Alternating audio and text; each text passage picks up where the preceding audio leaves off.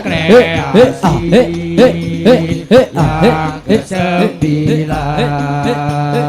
yang diadakan di PBI Nurul Burhan, Festival Kreasi yang ke-9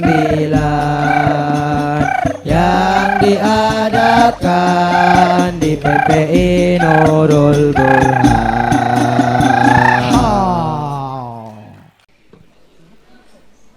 Cek, cek.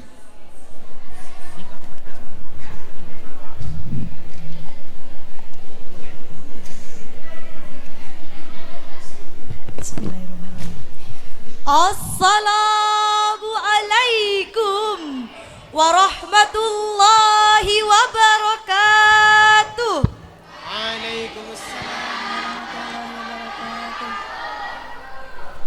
Alhamdulillahi wahdah, wassalatu wassalamu ala man la nabiyya ba'dah.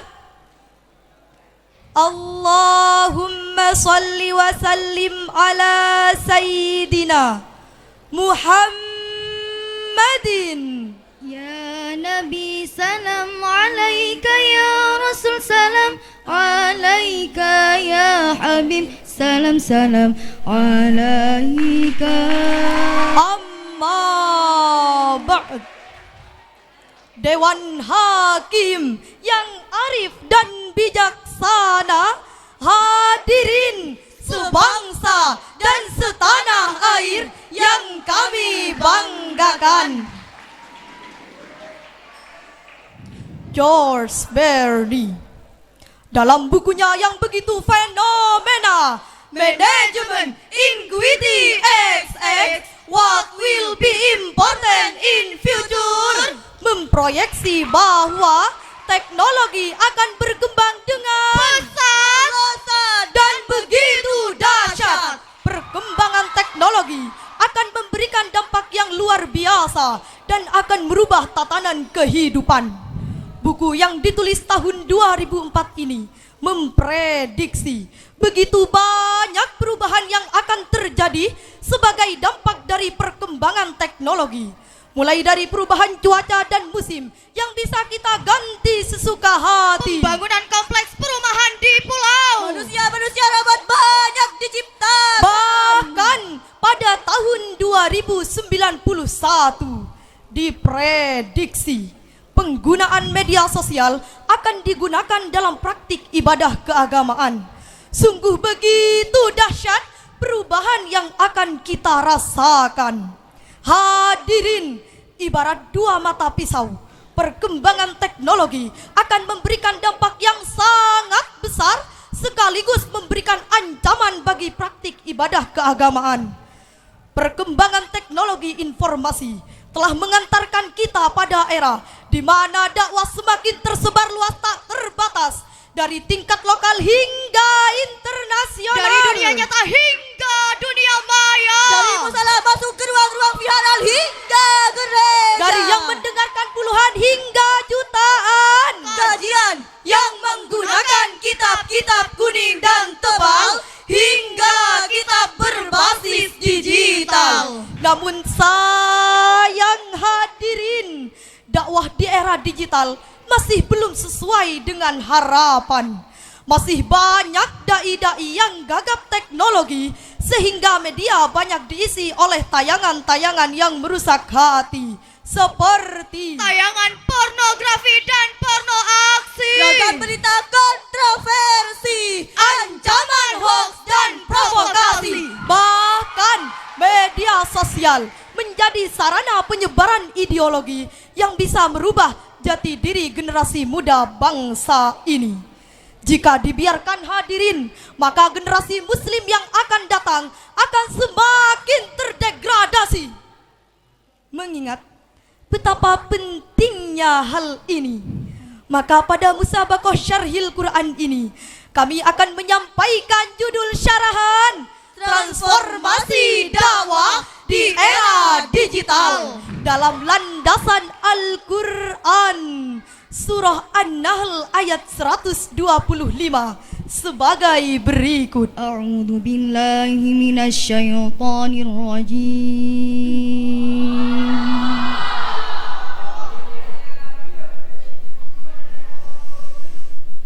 Bismillahirrahmanirrahim.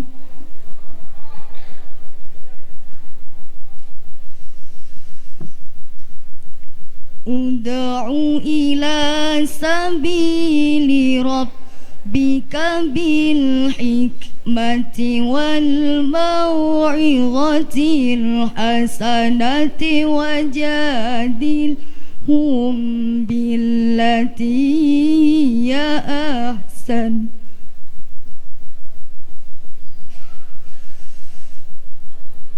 Inna rabbaka huwa a'lamu biman dhalla an sabilihi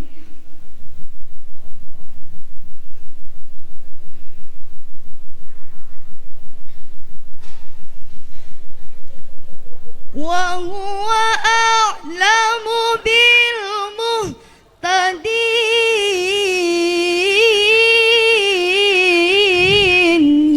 Hamba berlindung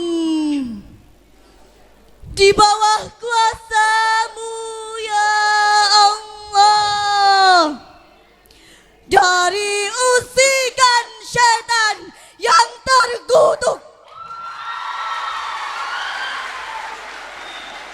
Dengan menyebut asma Allah yang maha pengasih lagi maha penyayang.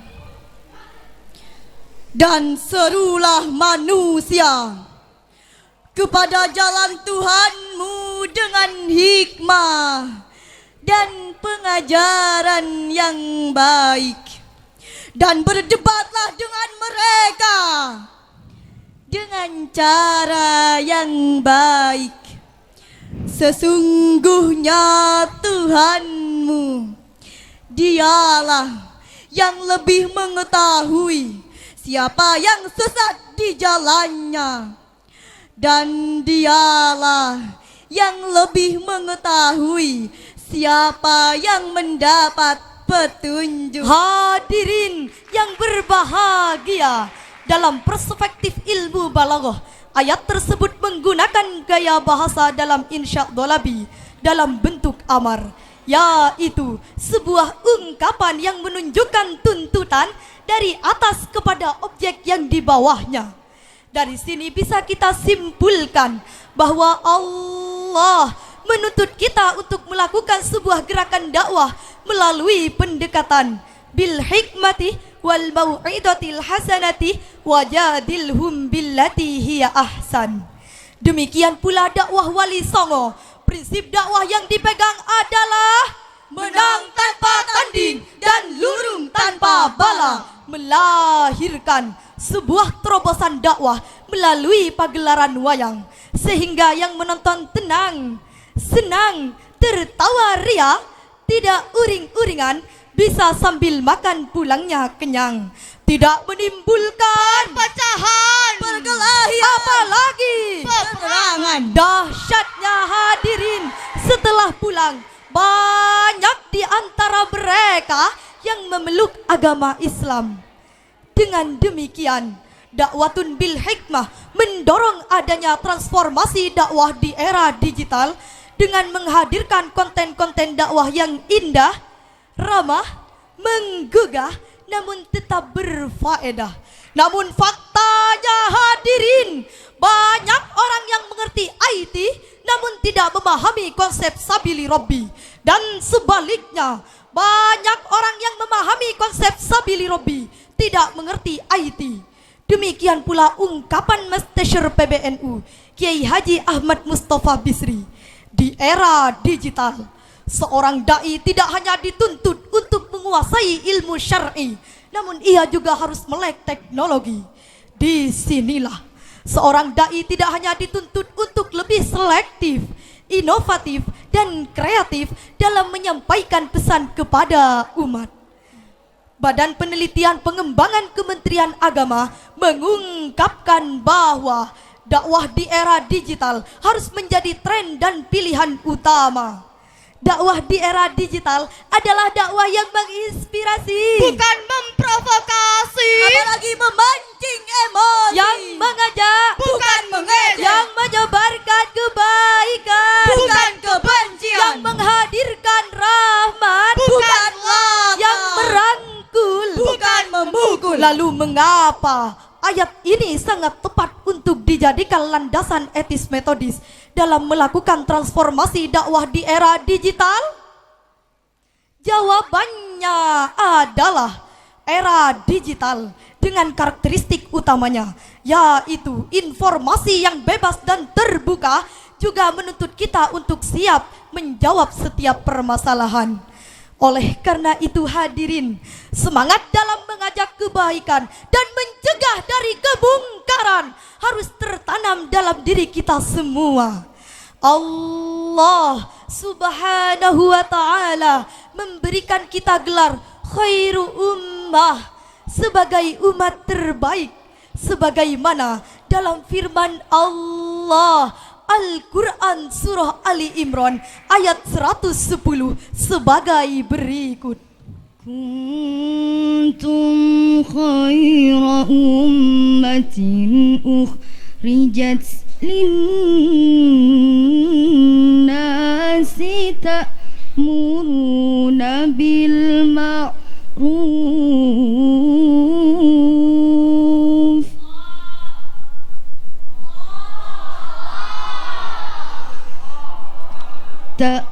ta'muruna bil ma'ruf wa tanhauna 'anil munkari wa tu'minuna billah.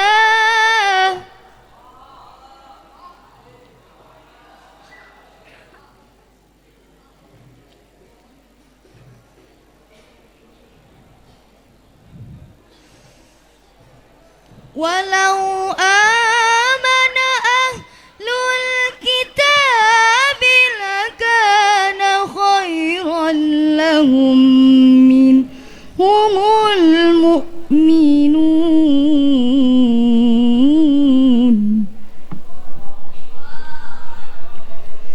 minhumul mu'minun wa aktharuhumul fasiqun.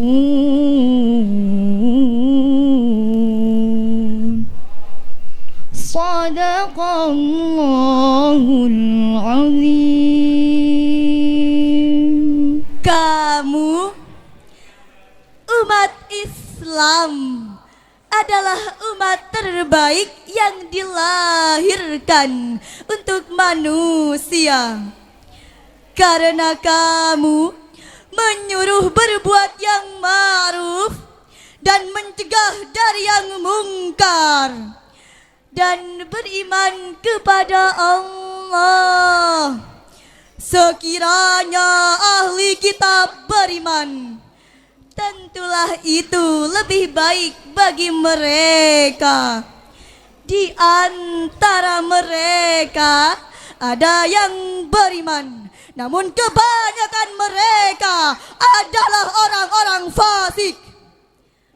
Maha benar Allah atas segala firman-Nya, dan Dialah yang Maha Agung. Hadirin yang berbahagia, menurut beberapa ulama tafsir seperti Imam Al-Qurtubi, Al-Tabari, dan Imam Al-Bawawi menyebutkan bahwa yang disebut dengan khairu ummah adalah kita sebagai umat Nabi Muhammad sallallahu alaihi wasallam. Mengapa dikatakan sebagai umat terbaik? Jawabannya adalah karena agama yang telah Allah pilihkan untuk kita juga dakwah kita. Lalu afdalu minkum wa dinuna khairum mimma tad'una ilaih. Ayat tersebut menjadi poster bagi kita untuk siap tampil menjadi agen of change yang menyuarakan mengisi ruang kosong dengan kebaikan. Jangan sampai ruang informasi diisi dengan hal-hal yang jauh dari kebenaran. Maka mulai sekaranglah saatnya isi media sosial dengan konten-konten yang indah dan menggugah. Hadirin yang berbahagia, dari uraian tadi dapat disimpulkan bahwa transformasi dakwah di era digital dapat dilakukan pada dua bagian. Yang pertama, transformasi dakwah dari era tradisional ke era digital. Yang kedua, Dari konten dakwah yang menonton hingga asyik ditonton. dan narasi yang penuh banci menjadi narasi yang menginspirasi. Dari debat yang menegangkan menjadi debat yang menyenangkan. Tetap bersama meskipun pandangan kita berbeda. Untuk menutup syarahan ini, marilah kita semua menyampaikan salam rindu kepada baginda Rasulullah sallallahu alaihi wasallam.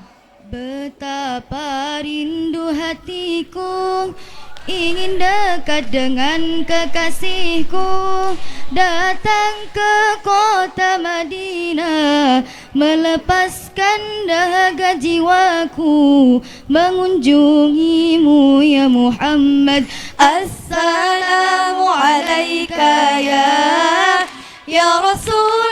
Rasulullah. Assalamu alaika ya habibi ya Nabi Allah. Assalamu alaika ya Rasulullah. Assalamu alaika ya habibi ya Nabi Allah, ya Rasulullah. Maka jangan sampai hadirin tuntunan menjadi tontonan dan tontonan menjadi tuntunan. Sekian dan demikian. Summassalamu alaikum warahmatullahi